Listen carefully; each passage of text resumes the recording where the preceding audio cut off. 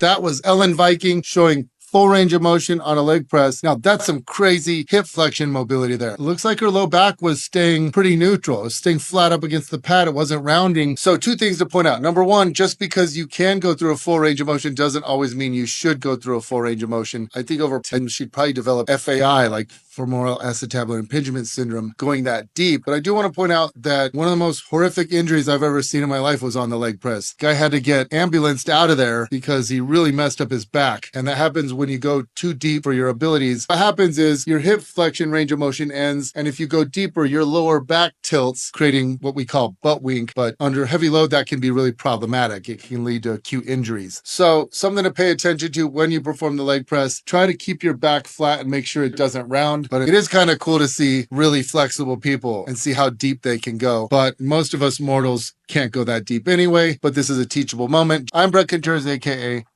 the Glute Guy.